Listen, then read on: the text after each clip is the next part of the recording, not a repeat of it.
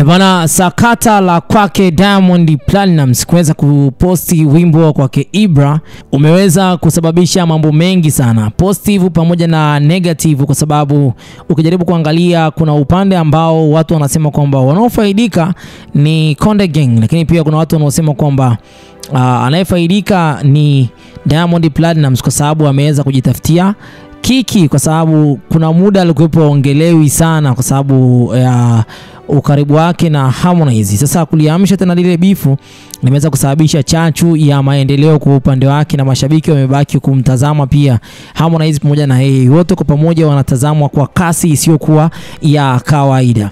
Sasa hapa ninataka kukuletea kile ambacho Diamond Platnumz amekifanya na nguvu kubwa sana ya kimitandao ambayo anayo, kwa sababu Diamond Platnumz ni moja kati ya mtu ambaye ana followers milioni 18.5 kupitia ukurasa wake wa Instagram, na picha zake kwa sasa hivi ndugu zangu bana, picha zinapata likes kwa kweli, yani picha zinapata likes kuna 400,000, 200,000 bana, sio kama zamani tulikuwa tunaona kwamba ni 60,000, 60,000, 30,000, 60,000, 30,000 kwenye picha ambazo zimekuwa zikiwa na muendelezo huu siku hadi siku. Katika kipindi ambacho maendeleo ya kidigitali ya msanii wa muziki, basi nikiwa na maana kwamba Diamond Platnumz si tena mwimbaji tu, bali ni chombo kikubwa sana cha habari au jukwaa kubwa sana la matangazo.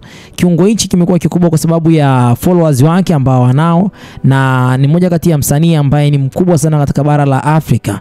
Diamond Platnumz ameshiriki moja kwa moja katika kusambaza kazi ya msanii Ibra, ambaye ninaweza nikaamini kwamba ni chachu ya watu wengi sana kwenda katika akaunti ya kwake Ibra na kufuatilia nyimbo ya Ibra, ambaye kwa siku kadhaa zilizopita alikuwa na sakata la kutoka katika lebo ya Konde Gang. Nyimbo hiyo inaitwa Copy and Paste.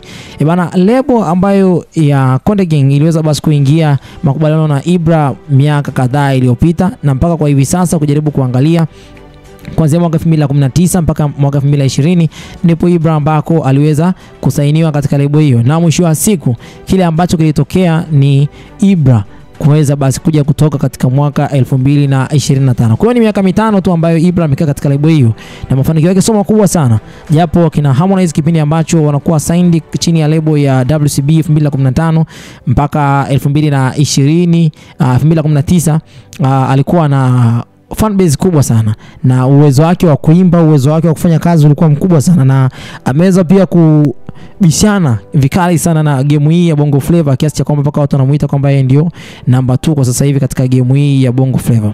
Kwa Music Worldwide bila makubaliano ya kibiashara imeweza basi kuwafanya wao wapate hasara ya B1 ambayo Ibra ameshindwa kuilipa na ameondoka katika lebo ile bila kulipa, kitu ambacho watu wengine wanasema kwamba Harmonize anajifanya kwamba amekubaliana na Ibra kwa hichi ambacho kinaendelea, lakini ukweli ni kwamba sio kweli, kwamba Ibra kwa sasa hivi ameondoka katika lebo ile bila kulipa. Yani haisound kama vile Harmonize amemsamehe, bali ina sound kama vile kuna hali ambayo si ya kawaida. Harmonize ameweza basi kuonekana katika hilo. Moja kati ya speech ya Harmonize ambayo alikuwa anaifanya kupitia video yake ya siku za karibuni, ameweza kushare na kusema kwamba amemsamehe Ibra kwa kulipa zile pesa ambazo alikuwa anatakiwa kulipa Konde Gang, kitu ambacho watu wengi wanasema kwamba sio rahisi. Kama pesa imelipwa sisi hatujui, na kama pesa haijalipwa sisi hatujui.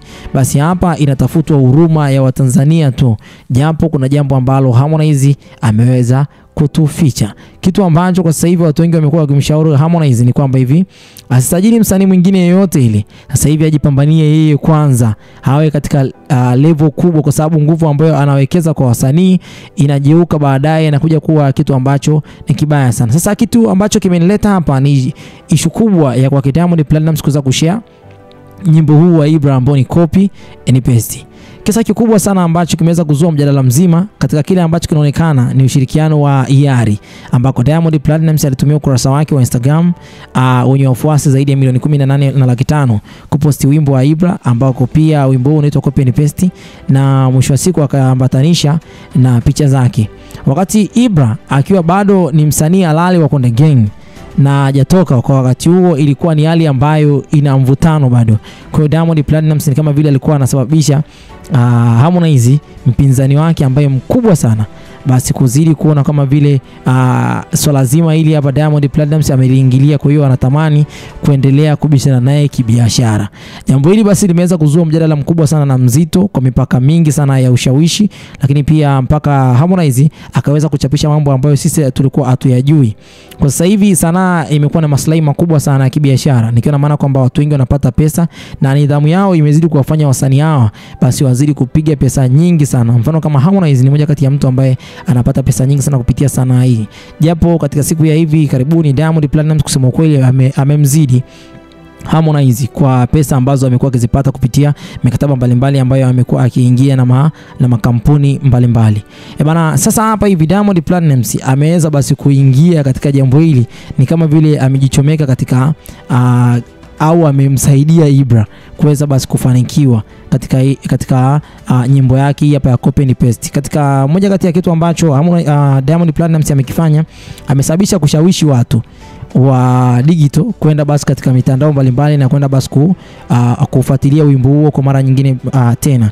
Diamond Platnumz ni zaidi ya msanii kwa sasa hivi, ni brand kubwa sana na ni influencer na ni mwenye nguvu Afrika Mashariki na Kati. Ameweza kutangaza kazi ya msanii ambaye sio wa lebo yake na ni mwingine kabisa kupitia ukurasa wake binafsi. Hii ni nguvu inayozidi hata media ya kawaida. Yaani hakuna media hapa nchini Tanzania ina followers yao milioni 18, hakuna.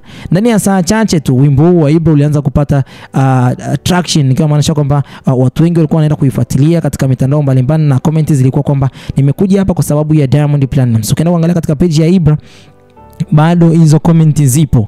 Wengi wameona kabisa kwamba wimbo huu ni mkubwa na wengi wamekuwa wakiposti katika mitandao ya kijamii kama vile walikuwa wameambiwa sasa tu promote wimbo huu, kama vile Diamond Platnumz ndo alikuwa ameswitch kile ambacho kilikuwa kimejificha. Ufunguo ndo alikuwa naye yeye, kwa hiyo alifungua mlango, watu wakaanza kuposti kwa kasi, watu mbalimbali, ma influencers, ma superstar mbalimbali bana, hata wauza nguo walikuwa wanatumia sana wimbo huu. Mfano hai wa nguvu hiyo ambayo imeweza kutumika ni maoni yaliyotoka katika mtandao wa YouTube, Diamond Effect. Watu walikuwa wanaandika hivyo, nimekuja kusikiliza nyimbo hii ya Ibra kwa sababu ya Diamond Platnumz. Yaani kuna vitu ambavyo watu walikuwa wanaonyesha kabisa waziwazi kwamba Diamond Platnumz ndio sababu ya wimbo huo kuendelea kutrendi. Je, alikiuka maadili ya biashara Diamond Platnumz? Inawezekana Diamond Platnumz aliweza kukiuka maadili ya biashara na lebo yake inaweza ikawa imemwadhibu kwa kile ambacho amekifanya, au kwa vile sasa hivi hapo ni msanii mkubwa na ni giant, manager yake hawezi kumpigia kelele tena, kwa sababu kipindi cha nyuma kidogo ilikuwa katika lebo ya WCB kuna mambo ukiyafanya tu management inakuita chini na wana discuss kwa nini umefanya hivi. Bana, hii ishara ya Diamond Platnumz kuposti wimbo wake haikuwa ishara ya kawaida. Alikuwa hajawahi kuposti hapo katika siku za nyuma, kwa hiyo kuposti wimbo wa Ibra, kwa hiyo kuposti wimbo wa Harmonize. Yaani kitendo tu cha kuposti watu ambao ni pinzani, watu ndio wakazidi kwenda kufuatilia. Kwa mujibu wa wanamuziki na wachambuzi mbalimbali, hii inaweza kuwa ni kosa kubwa sana la kimaadili au la kisheria endapo Diamond Platnumz aliweza kukiuka kuweza kuposti wimbo wa mpinzani wake wa kibiashara. Yaani mmoja kati, hata Ibra pia ni mpinzani wa Diamond Platnumz kwa sababu alikuwa chini ya lebo ya Harmonize. Sasa hivi Konde Gang na Wasafi bado mvutano sio mkubwa sana, lakini mvutano kati ya Diamond Platnumz pamoja na Harmonize ndio mkubwa. Kampeni ya kibiashara iliweza kufanywa na msanii mkubwa Diamond Platnumz. Hiyo ni kampeni ambayo imeweza kusababisha nyimbo ya ile ya Ibra kuweza basi kuingia katika trend na watu wengi zaidi basi kuzidi kuifuatilia. Faida kubwa ni kwa Ibra. Yaani kimasoko kwanza Ibra basi aliweza basi kupata faida kubwa sana, lakini kwa Diamond Platnumz alichukulia tu kama ni kitu cha kawaida, kwa sababu alikuwa lengo lake tu ni kutia chachu kwa ile ambayo ilikuwa inaendelea katika game. Nikiona maana kwamba ugomvi kati ya Harmonize pamoja na Ibra kuweza kulipa B1, kwa sababu copy and paste ni kile ambacho alikuwa anakimaanisha kwamba yawezekana kwamba lile jambo ambalo lilikuwa limetokea kwa kipindi cha nyuma kwa Diamond Platnumz kuweza kumlipisha Harmonize milioni 600 ndicho hicho ambacho ni paste kimekuja kutokea kwake Ibra, ambacho kwake Harmonize alikiona kama vile ni kitu kibaya, ila kwa Diamond Platnumz akawa kama vile anamuonyesha kwamba ulichokuwa unakikataa ndicho ambacho kimeweza kukutokea na wewe. Kwa hiyo hebu sikilizie ilivyokuwa inauma. Kwa hiyo watu wengi walianza kujiuliza maswali mengi sana. na Harmonize ndipo alipoamka na kuanza kuandika mambo mengi sana katika ukurasa wake wa Instagram. Kila mtu akaanza kupata majibu ya maswali ambayo alikuwa hata yeye mwenyewe hayajui, kuhusiana na masuala zima la private jet, sana na swala zima la milioni 600 chaka tu chaka za kwa Diamond Platnumz ambaye ni CEO wa WCB. Bana, hii ni kitu ambacho kiliweza kuwafanya watu wengi wakasimama na kuanza kujiuliza maswali hayo. Sasa kila mtu amekuwa na maswali. Je, Diamond Platnumz alikuwa anapaswa kuwajibishwa kwa kile ambacho amekifanya, aidha na management yake au watu fulani ambao wanahusika na wimbo huo wa Ibra? Ni swali ambalo kila mtu amekuwa akijiuliza. Lakini ikiwa kama WCB ingeweza kutambua kuwa kampuni yake imeweza pia kupata dosari kupitia msanii wao Diamond Platnumz, kama CEO au msanii alipaswa kutekeleza jukumu lake la umakini na kuepuka kutumia rasilimali ambazo sio za kampuni yao, yani ilimradi tu kuweza kuchochea ugomvi uliokuwa unaendelea. Kitu kama hicho hapo pia kinaweza kikafanyika. Lakini kwa upande wangu mimi naweza nikahitimisha kwamba kusema kwamba katika dunia hii ya sasa sanaa ni moja kati ya kitu ambacho kina nguvu sana, na msanii anapoweza kutumia jukwaa lake kwa ajili ya msanii mwingine, kuna effect mbili. Kama ni washikaji, anaweza akamfanya mshikaji wake pia akafika katika level fulani, na kama sio washikaji pia anaweza akamfanya pia mshikaji huyo pakatokea effect either positive au negative kupitia jukwaa lake hilo hilo. Kwa hiyo mitandao ya kijamii inapaswa itumike katika hali ambayo ni ya umakini wa hali ya juu, kwa sababu jukwaa hilo linaweza pia likasababisha ugomvi katika jamii. Basi mimi nafikiri kwamba sitakuwa na la ziada kwa muda huu. Hii ni Harmonize News. Bye bye for now.